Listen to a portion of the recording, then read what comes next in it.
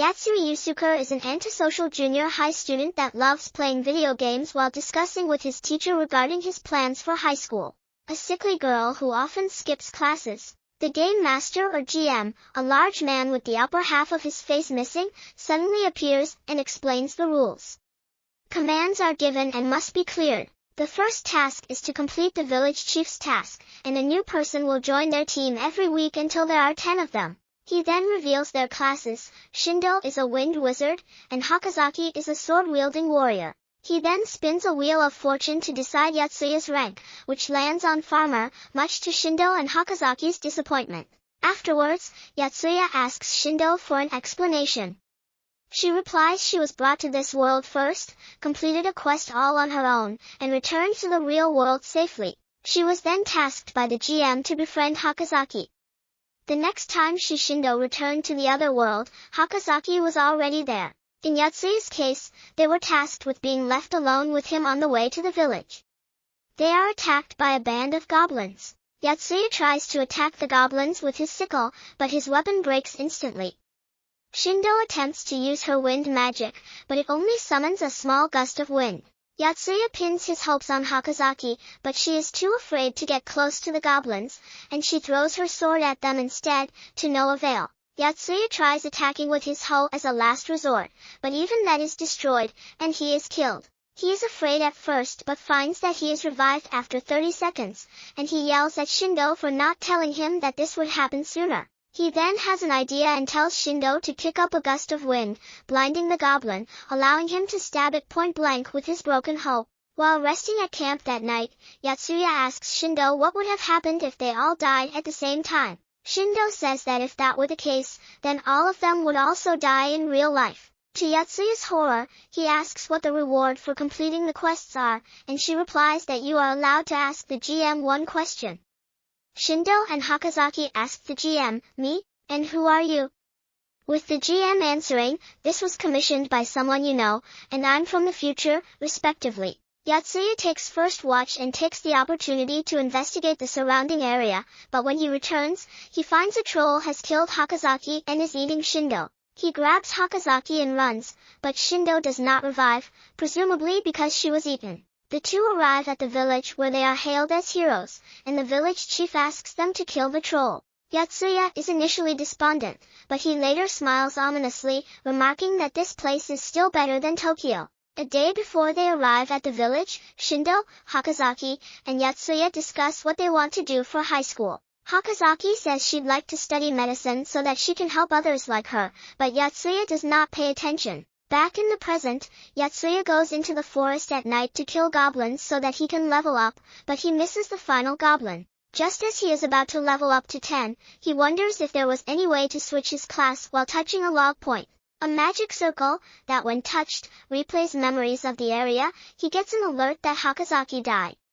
He looks towards the village and sees it aflame. He realizes that the troll could be responsible and he rushes over, not knowing what would happen if they failed the quest. He arrives at the village and touches a log point showing a memory of Hakazaki practicing swinging her sword as she tells a village boy that the reason she is trying so hard is that, in the real world, she must undergo several expensive medical procedures to stay alive, and she doesn't want to be a burden on anyone. It then shows her attempting to defend the village from the troll, but she is killed. The memory moves Yatsuya, who reflects that he does not care about anyone at all, both in-game and in real life. He runs away from the troll but quickly realizes that he cannot outrun it forever. Right before he is crushed, he spots the goblin he was not able to kill earlier and he throws his wooden shaft, killing it and leveling him up to 10. Time stops, and the GM appears. He spins the job wheel again, which lands on Chef, much to Yatsuya's exasperation. However, he now has a knife and has gained anatomical knowledge of certain monsters, including the troll. The game resumes, and Yatsuya cuts through the troll's body, reviving Shindo and Hakazaki. They begin their counterattack, but the troll is too resilient. Yatsuya enters the troll's wound and stabs it from the inside, while Shindo blows a gust of wind into the troll's head, killing it. The GM appears again, and Yatsuya asks his question, "What will we do after we clear all 10 quests?" The GM shows them a video of the 3 of them in the real world, where they battle a dragon atop a building in Tokyo. They return to the real world where no time has passed at all. Shindo thanks Yatsuya for his help, and she goes to her club, while Yatsuya walks Hakazaki home, where he awkwardly tries to maintain a conversation. He wonders that if he fails to complete the quests, then Tokyo, the city he hates so much, could be destroyed. Yatsuya receives a call from the GM, telling him to hit on a girl, the success of which affects the outcome of their next quest. He is instructed to go into a nearby high school, where he finds a bespectacled girl being bullied and stripped by 3 other girls. He grabs their phones and destroys their belongings, and escorts the girl home.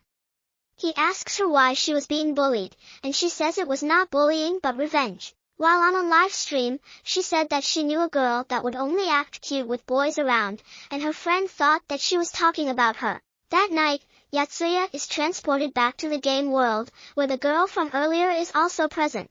The GM appears behind her, revealing her name to be Yukitaka Tate. He spins the job wheel, and her job is Fire Wizard. The revival time has also been increased from 30 seconds to 40. He gives them their quest to explore 5% of the map while bringing cargo to a nearby town. While walking through the forest, a giant insect corpse falls from the sky, and a giant centipede emerges from its corpse. The centipede tosses pill bugs towards them, which kills them instantly, except for Hakazaki, who has run away. Yatsuya identifies its weak spot on its back, and he begins cutting off its legs one by one until it can no longer move. He then helps Hakazaki swing her sword, killing it. As they camp for the night, Shindo, remembering her troubled past, asks Yatsuya to help her. Shindo reveals that when she was young, she was bullied, but she was helped by an older student whom she admired. However, the older student killed herself soon after being a victim of bullying herself. When Shindo entered high school, she was once again bullied by teachers for being part of a biker gang family, but her friends defended her. She realized early on that her friends were her strength, and you can change your fate with your own hands. She asks Yatsuya to lend her his strength while Hakazaki and Yuka overhear them. They arrive at the village they saved, but it is in ruins. A passing trader tells them it has been years since then. They learn from him that their target city, Redorbo, is 3 months away on foot. He informs them of a martial arts tournament to be held in the nearby town of Cortinal, where the prize is 3 horses. However, on the way, they are attacked by bandits. Yatsuya tries to fight back but realizes that attacking humans causes their levels to drop, and they are forced to escape, but Shindo stays behind to fend them off, and she is captured. Yatsuya coldly suggests that he go to the martial arts tournament while leaving Hakazaki and Yuka to rescue Shindo, which causes the 2 girls to think badly of him. The 2 girls go to rescue Shindo, but they are easily captured by the bandits. Yatsuya is aware of his comrade's capture and, while killing goblins along the way, has sufficiently leveled up to get a new job, a creature wizard. He arrives at the martial arts tournament but is defeated nearly instantly. He asks the knight who defeated him, Kabul, if there was any way for him to get 3 horses for their quest. Yatsuya shares information with the local captain of the guard regarding the bandits' lair, but he says that he can only provide Yatsuya with a single horse. Afterwards, Kabul offers to train Yatsuya's swordsmanship, but he has a hard time, having no talent for sports in the real world either.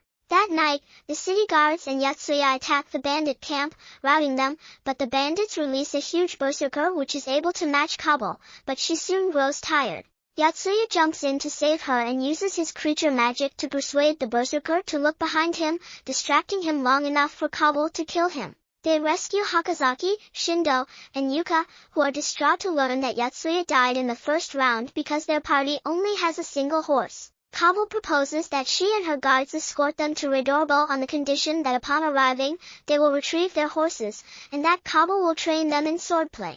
Yuka, who has lived her whole life trying to study medicine for her sickness and her mother, finds her identity and morals shaken as she observes the deaf around her. As the group camps for the evening, Yuka confides in Shindo about the deaths she witnessed earlier while Yatsuya cooks for everyone. Kabul approaches them and says they should begin their training soon. Yatsuya explains that Kabul is a bit of an oddball. She loves to hack away at flesh, which she can do to the hair heroes since they revive anyway, which worries him and Yuka somewhat.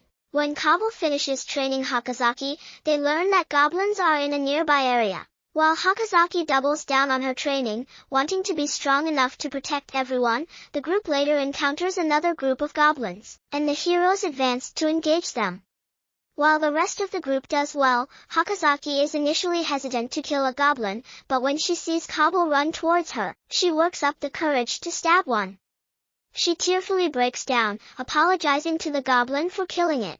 Later that night, Shindo congratulates Hakazaki for killing her first goblin. Hakazaki asks Kabul why she enjoys cutting flesh so much, which she gleefully explains in detail, disturbing the heroes. The next day, they encounter a caravan being attacked by goblins, so Yatsuya and Hakazaki go and intercept them. They are quickly overwhelmed by their superior numbers, but Hakazaki eventually works up the courage to fight back, luring in a goblin, then equipping her sword and near instantly killing it. But the rest of the group arrives in time to help them, and as they tend to the wounded, they find that the caravan was carrying pagans to be executed at Ridorbo, which causes Yatsuya to wonder if the people are the cargo they were supposed to bring as part of the quest. But if they do bring them, then they will be killed. They learn that the caravan is from the Dayak Empire, a tyrannical state that wants to take over the continent. Unsure if this incident is related to their quest, the heroes decide to bring the pagans and children over to Ridorbo and then save them from being executed, which still fulfills the conditions of bringing the cargo to the city. Yatsuya learns from a missionary, Fossil, that he hopes to have a boy, Bariri, escape. He explains that the Dayak Empire has outlawed their religion Arteros after recent riots caused the destruction of images of King Dayak. They next talk to Kamlet, the lieutenant from the Dayak Empire, and ask why he goes to such lengths to execute the pagans. He recounts that as a child, his father returned home from a war, making him a target of ridicule. However, the current king, the Akbi, began allocating slaves to families with war casualties, which turned things around.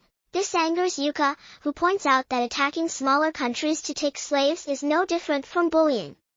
Kamlet threatens her, but Yatsuya and Shindo calm him down. The group finds themselves at the foothold of a valley and travel underground where they encounter a water-operated mechanism that operates the bridge. The Dayak group tells them to go first while they operate it, but it is a trick, and the heroes are trapped. The group advances through the dangerous bridge anyway, with Yatsuya leading the way, but he falls down a pit and is trapped. The rest of the group advances without him, as Yatsuya says he will find a way out on his own. However, when the group emerges from the tunnel, they meet face to face with a terrifying golem. Yatsuya climbs out of the pit after using his knife to carve footholds into the stone, while remembering his past as a loner in elementary school. He makes his way through the darkness and finds a log point showing the death of Bimsberg, one of Kabul's companions whom Yatsuya befriended. Meanwhile, the heroes on the outside fight the golem, where they see a key hanging by its arm. Kabul and Shindo fight the golem, but Kabul is killed, to Shindo's horror. She turns to retreat, stepping on a vampire bat, leveling up just before she is killed. Her job changes to warrior, and she charges the golem. She remembers her training with Kabul, and she stabs the golem through the heart, killing it. Yatsuya finally arrives, and when he learns Kabul has fallen into the water below, he dives after her and begins healing her. She later awakens, having survived her injuries, while Yatsuya collapses from exhaustion. Kabul kisses him while he sleeps, and she is seen by the other three girls. Kabul explains that she and him are alike, trying to find what they are good at in this world and for what purpose they have so that they can die content with their life. Yatsuya awakens in a fit, and he tells the group that they've been going about the quest all wrong. There's a possibility that the pagans are not the cargo, as all the quests thus far, such as fighting a goblin or helping the village chief's requests, were all open-ended and open to reinterpretation. Yuka says that they should save the pagans anyway, while Yatsuya suggests the group split up. With 7 days left to complete the quest, they split into two groups. Team A, composed of Shindo, Hakazaki, and one of Kabul's men, Mekua, will find another piece of cargo to transport to Ridorbo, while Team B, composed of Kabul, Yuka, and Yatsuya, will go and rescue the pagans. Kabul informs Yatsuya and Yuka that one of the Dayak soldiers earlier sent a report back to their headquarters, and they suspect that the letter may incite a war between Dayak and Cordonal. She wants to avert a war as they would no doubt be annihilated, and Yatsuya comes up with an idea. They track down the Dayak soldiers and the pagans, and Yatsuya says that only he and Yuka are left alive. He threatens that if they do not release the pagans, then he, an immortal hero, will go around the entire continent and preach the Art Arrow's religion. Camlet and his men know that they stand to lose a lot more if they don't give up the pagans. However, they realize that even though heroes are immortal, they can simply capture them in a cage or a pit. Yuka emerges and offers to show them where Yatsuya is. Camlet and one of his men follow Yuka, while the remaining soldier stands guard. Yuka lures Camlet away while Yatsuya executes his plan. He knocks out the guard and tells the pagans to get rid of their clothes, and they create dummies out of them to make it look like dead bodies. When Camelot realizes Yuka's deception, they return to their camp only to find it in flames. Yatsuya tells them that he only came back to have revenge for their fallen comrades, and he sets the guard aflame. He and Yuka steal their last remaining horse, and they escape, all according to Yatsuya's plan. Camelot will realize his plan to delay the heroes at the cave led to this whole debacle.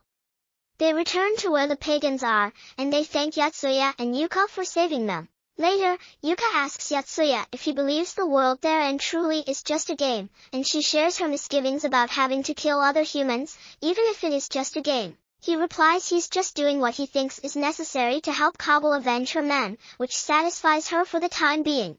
In an internal monologue, he remarks that worrying about the deaths of non-player characters is a waste of time, as it is revealed he dropped 2 levels for killing the Dayak guard, Camlet. Camlet and one of his men arrive at their abandoned carriage where they send a letter to the king regarding their failure and of the hero's revenge. However, Kabul appears and kills the last of Camlet's men, as Camlet himself is left in a state of confusion over what the truth really is. Kabul tells him to pick up his weapon and fight, and she tells him that the pagans are alive and well, while his subordinate was painfully burned, bringing him to a state of despair. She cuts him down and executes him. The king has received Camlet's report and is now aware that the heroes are against him. He instructs a hooded man to find a way to kill them. Meanwhile, Shindo, Hakazaki, and Mekuwa finally find a courier to escort back into Redorbo, but it already has an escort. The man challenges them to a fight, but Shindo defeats him handily, and they guard the courier back. Later, Yatsuya, Yuka, and Kabul prepare 3 sets of cargo to deliver to the city. Yuka notices that Kabul appears flustered around Yatsuya, and she guesses that she wants to confess to him. She makes efforts to try and get them alone together on their trip to Redorbo, but all of them fail or backfire. While camping, it turns out that all Kabul wanted to say was to give her thanks to Yatsuya for giving her the opportunity to avenge her men, much to Yuka's exasperation. Their group is the first to arrive at Redorbo, but the first 2 pieces of cargo they deliver, the pagans to the church and the weapons of the slain Dayak soldiers, fail to complete the quest. They give their final piece of cargo, the heads of the slain Dayak soldiers, to the local guards, which is sufficient to clear the first quest. Shindo, Hakazaki, and Mekuwa soon arrive as well, and the group reunites with only 1 day left. The group splits up to complete the other quests, explore 5% of the map. Yatsuya and the others split up to cover as much ground as possible, and they initially make good progress. Kabul and Mekuwa stay behind at Redorbo, and Kabul reminisces about Yatsuya and their farewell the day before. She misses him, but she decides her place is at the battlefield.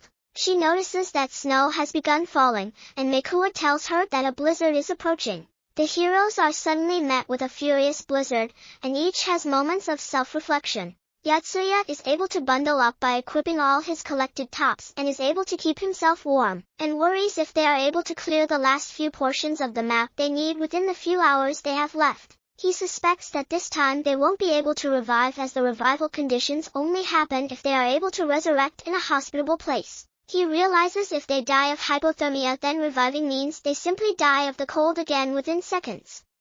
Yuka is left with just her robes and she begins freezing. She longs for a romantic experience similar to the mobile dating games she plays. She notices she is the only one constantly stopping, so she picks herself up and continues. Hakazaki is also battered by the cold. She is thankful for the experience thus far, as it has given her a chance to do things she's never been able to do before. Shindo is also struggling through the blizzard, but she recalls that her friends are her strength. When she was initially summoned to this world, she was alone, and so she was robbed of her strength and confidence. Because of this, she is thankful for her friends now and has regained the confidence to keep on going. However, disaster strikes. Yuka and Hakazaki have succumbed to the cold, and when Shindo realizes she has been walking in circles for the past few hours, she too falls into despair. Yatsuya is aware they have stopped, and he tries to cover the last few kilometers of ground himself, or else they all die. However, a yeti appears and attacks him, but he is able to kill it and sees it was simply defending its young. He continues marching, but the ground below him gives way, and he falls off a cliff. He fears that this time they might all die for real. Yuka awakens and crafts a makeshift shelter inspired by a magical girl anime she watched as a child. She begins to travel onwards. She recalls that in order to survive, she clung on to strong individuals, and she sees no reason why this is such a bad thing to do. Meanwhile, Yatsuya died after falling from the cliff but resurrects after his body ended up in an underground tunnel. He explores the caves, and he is initially afraid of the earthworms that inhabit it, but they turn out to be harmless. Hakazaki realizes that she can no longer revive due to the hypothermia, while Shindo, while running towards the lights of a nearby village, dies after falling through the cracks of a frozen lake. This alarms Yatsuya, but soon he too is killed when he is eaten by a man-eating worm. Yuka is initially in despair when she learns all three of them have died with no way of reviving, but she remembers how she badly wanted to be a magical girl in the past. With newfound courage, she casts a heating spell with the last bit of her magic. She is encouraged by the image of a boy from one of her dating simulations as well as the magical girls from her childhood anime. Just as she is about to reach her wit's end, she is saved by a sorceress riding a white tiger, who sensed her caster heat magic earlier, and she gives her a ride across the tundra. Yuka realizes she only has a few seconds left, and when the sorceress learns she is in a hurry, she casts wind magic that allows them to fly across the sky, clearing the quest just in time. Yatsuya, Shindo, and Yuka are relieved to be alive. Yuka is initially prideful that she cleared the quest, saving everyone, but when the GM appears and is given an opportunity to ask her question, she asks if this world is a virtual world or a real one. The GM answers that this world is real, but it is a parallel world. He explains that every choice in human history has given birth to an unlimited number of parallel worlds, meaning that every person and monster in this world is living flesh and blood. Yatsuya is paralyzed, realizing that he killed a human being. The group returns to the real world where they make use of their experiences and skills from the other world. However, Yatsuya remains antisocial due to the trauma from killing a human, though his physical abilities have improved. Yuka has also begun playing light sports, a vast improvement. Shindo is worried about Yatsuya, especially after learning from Yuka that for their plan to save the pagans, he had to kill a person on the way home. Yatsuya receives a text from the GM, asking him what it felt like to kill a person. This troubles him, and when he arrives home, the GM, taking the form of a young girl in a straw hat, is there waiting for him. Yatsuya answers his question by saying that even though the Dayak Empire guards had their reasons for abandoning them in the cave, he still regrets killing one of them. Had he known they were real people, he would have decided against killing them. The GM talks about the next player whom he wants Yatsuya to meet. They go to a Chinese restaurant where the GM informs him that the man sitting by the counter, a drug dealer, will soon be killed by the new player along with his little brother Shuji. The player's name is Keita Tori, 19 years old. He bursts into the restaurant along with his younger brother. Yatsuya defeats them easily and reasons with Keita that killing is wrong. The mafia boss who hired Keita enters the restaurant and threatens Yatsuya with a gun. The GM offers Yatsuya a chance to use his magic from the parallel world here, using a magic glove, which he accepts. He uses his mind control magic to stun the mafia boss, knocking him out. He lets Keita and his brother escape, but the GM invites Yatsuya to talk once more. The GM tells him now that Yatsuya stopped a murder. How does he feel about killing another person? Yatsuya says that he is only fighting for his sense of justice, and he will continue to do so no matter what anyone says. And this brings the anime to an end. Don't forget to like and subscribe if you enjoyed and turn on the notification bell so you never miss out on another video. See you next time. Take care.